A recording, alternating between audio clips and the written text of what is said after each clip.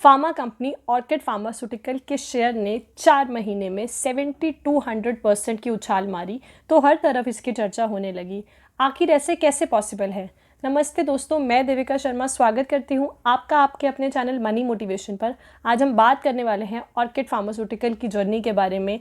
कुछ साल पहले जब रिजर्व बैंक ने कर्ज में दबी हुई 28 बड़ी कंपनियों के नामों की लिस्ट जारी की थी, तो उसमें एक नाम ऑर्किड फार्मास्यूटिकल का भी शामिल था। दवाइयों को बनाने के लिए इस्तेमाल होने वाले एपीआई यानी कि active pharmaceutical ingredient and injection के ज़रिए लगाए जाने वाले ड्रग्स तैयार करने वाली यह कंपनी एक बहुत बड़ा नाम है फार्मा सेक्टर में। और फाइनेंशियल ईयर 2016-17 में जब इसकी एनुअल रिपोर्ट सामने आई तो पता चला कि कंपनी पर कुल कर्ज 3200 करोड़ रुपए का है। Indian markets and across the world, पूरे दुनिया भर में चाइना से जो इंपोर्ट हो रहा था, आयात किया जा रहा था एपीआई, उसकी जो थी मार्केट बढ़ने लगी। उससे हुआ क्या, ऑर्किड फार्मास्यूटिकल्स जैसी जो बड़ी बड़ी फार्मा कंपनीज थी उनके कमाई के ज़रिए कम होने लगे। जब कमाई के ज़रिए कम होंगे तो लाजमी है कि जो कर्ज, जो पैसा कंपनीज ने उठाया है वो देने में भी उनको प्रॉब्लम होगी, तो वो थोड़ा मुश्किल होता गया कर्ज चुकाना। अब लोन ना चुकाने पर जो ऑर्किड फार्मास्यूटिकल्स के 22 कर्जदाता यानी कि लेंडर्स थे, उन्हें अपना बचा हुआ पैसा निकलवाने के दूसरे रास्ते ढूंढने पड़े कि अब क्या करें, किसी तरह से कंपनी से पैसा तो निकालना है ना। कंपनी से उन्होंने डेट रीस्ट्रक्चर करने की भी मांग की कि किसी तरह से नए रास्ते निकाले जाएं, बदलाव किया जाए पिछली शर्तों में और उस डेट को रीस्ट्रक्चर किया जाए। फिर भी कोई सॉल्यूशन नहीं निकला। फिर जो सबसे बड़े लेंडर थे लक्ष्मी विलास बैंक, उन्होंने चेन्नई ब्रांच ऑफ एनसीएलटी की चेन्नई ब्रांच में एक पिटीशन डाला 23 अगस्त 2018 को। दोस्तों, जिन्हें एनसीएलटी का मतलब नहीं पता है, मैं उन्हें बता देती हूँ। National company law tribunal, NCLT एक क्वासी जुडिशियल बॉडी है जिसको सेटअप किया गया है ताकि जो भी कंपनीज के डिस्प्यूट्स हैं उन्हें सॉल्व किया जाए। आम भाषा में एनसीएलटी एक ऐसी जगह है जहाँ पे कंपनीज के डिस्प्यूट्स को सुलझाया जाता है। तो इंसॉल्वेंसी एंड बैंकरप्सी एक्ट 2016 के तहत कंपनी का कॉरपोरेट इंसॉल्वेंसी रेजोल्यूशन प्रोसेस यानी कि CIRP शुरू करने की मांग की गई। इसके लिए क्या होता है, इसमें जो कंपनी कर्ज अदा करने की हालत में नहीं होती है तो एनसीएलटी क्या करती है, एक RP अपॉइंट करती है। RP मतलब रेजोल्यूशन प्रोफेशनल, और उन्हें 180 दिन का टाइम दिया जाता है किस चीज़ का, कंपनी का एक रेजोल्यूशन प्लान बनाने का, उस प्लान को तैयार करने का। तो ये प्रोसीजर शुरू होने के बाद कंपनी के जो डायरेक्टर हैं उनकी मैनेजमेंट पे कोई डायरेक्ट कंट्रोल या राइट नहीं रहता है। ज़रूरत पड़ने पर उनकी मदद ली जा सकती है। इस प्रोसीजर के तहत ऑर्किड फार्मा की बिकवाली शुरू हुई। इसके लिए दूसरी कंपनीज़ ने काफ़ी इंटरेस्ट भी दिखाया। इंटरेस्ट दिखाने का रीज़न मैं आपको बता देती हूँ। बेहतरीन मैन्युफैक्चरिंग फैसिलिटी है इनके पास, 2 API फैसिलिटी हैं, 3 फार्मूला साइट्स हैं। ऑल्सो ये जो फार्मूला साइट्स हैं इसको अमेरिका की FDA यानी कि food and drug administration and Britain की MHRA medical health care product regulatory agency का अप्रूवल भी मिला हुआ है। यही एक रीज़न था, यही एक उम्मीद थी जिसके सहारे लेंडर्स को लग रहा था कि उनका पैसा वापस उन्हें मिल जाएगा।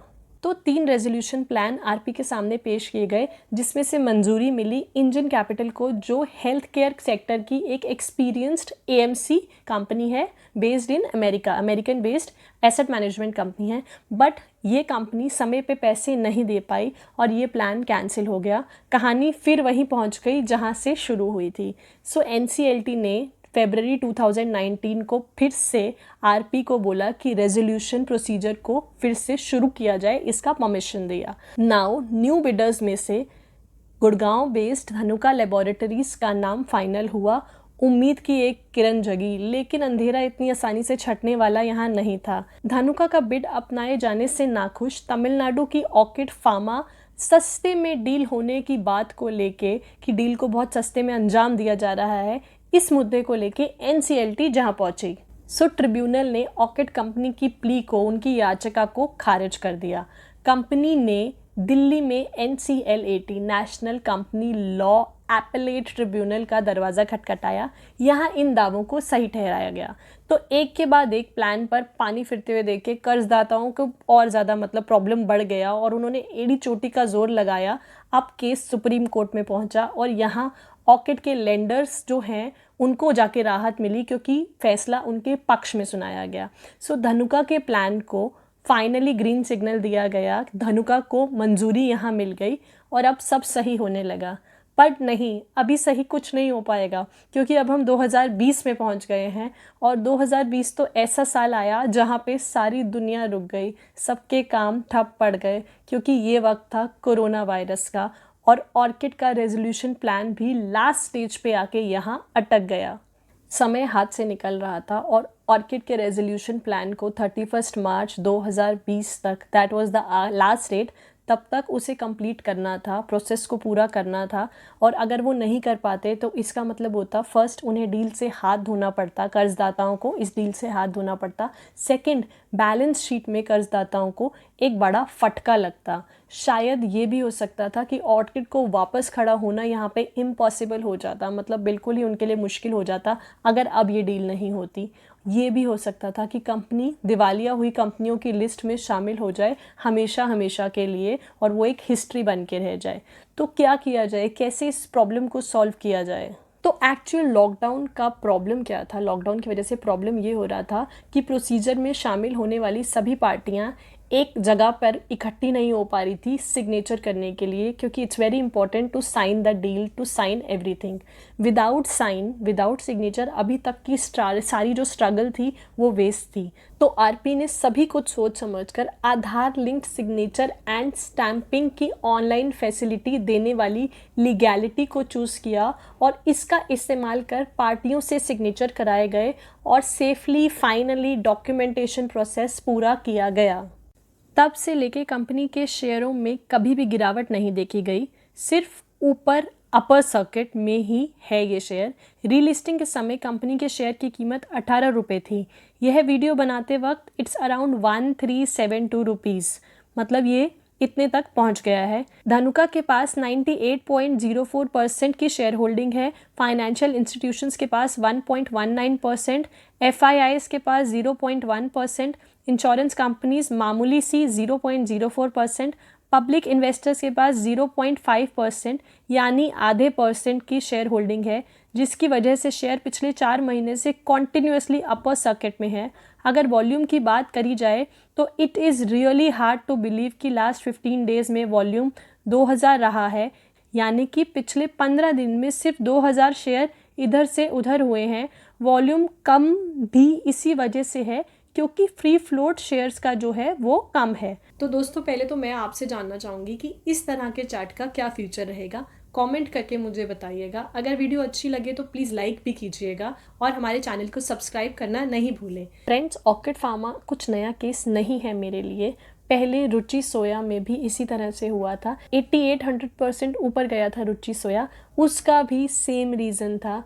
रुचि सोया में न्यू अरेंजमेंट स्कीम के तहत जिस पुराने शेयर होल्डर के पास 100 शेयर थे उसको एक शेयर दिया गया था।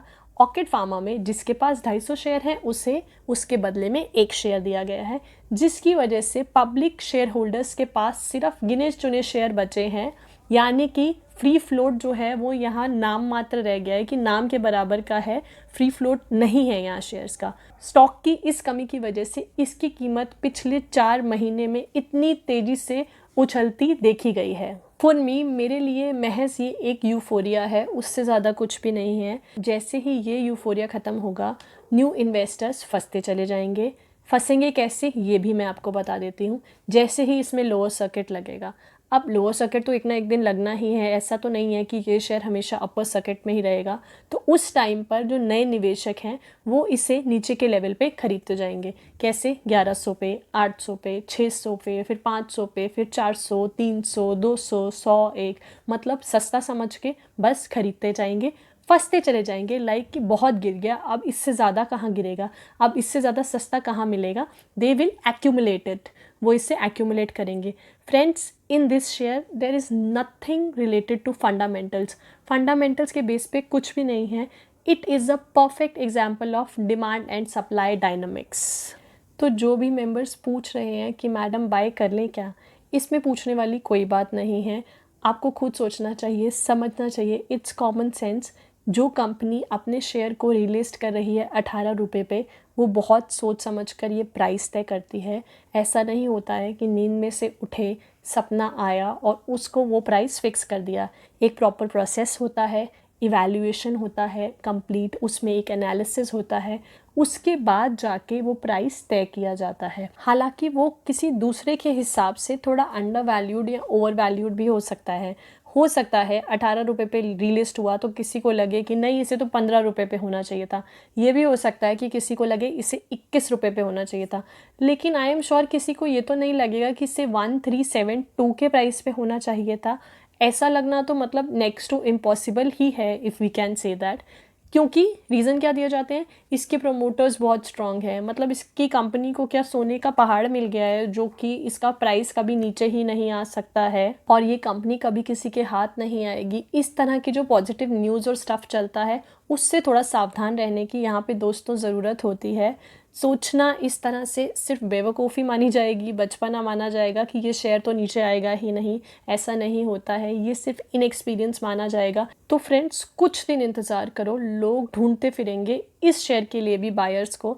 अगर किसी को बाद में पता लगा कि आप इसे 1372 के प्राइस पे ख़रीदने वाले थे, तो मेरी बात मानो, वो सच में घर आके डोरबेल बजा के आपको कहेंगे कि प्लीज़ इसे हमसे ख़रीद लीजिए। साथ में बच्चों के लिए चॉकलेट और घर के लिए और सामान, फ्रूट्स भी लेके आने वाले हैं कि किसी भी तरह से हमारी जान छुड़वाइए, इससे हमें ये शेयर बेचना है, प्लीज़ बी अ बायर, हमसे ये ख़रीद लीजिए। So this is all for today. I hope you are able to understand some dynamics of market. It helps you to add to your experience. इस तरह से आपको बहुत experience आपको gain करने को मिलता है. Just wait and watch this share journey also. I have shared जो अभी तक हुआ है, आगे के लिए आपको और मुझे वेट करना पड़ेगा. I will see you next time with another video. Do share, like and subscribe. आपके likes मुझे बहुत मैटर करते हैं, उससे मेरा मोटिवेशन बढ़ता है और मैं आपसे बहुत जल्द मिलना चाहूँगी दूसरी वीडियो में। Thank you.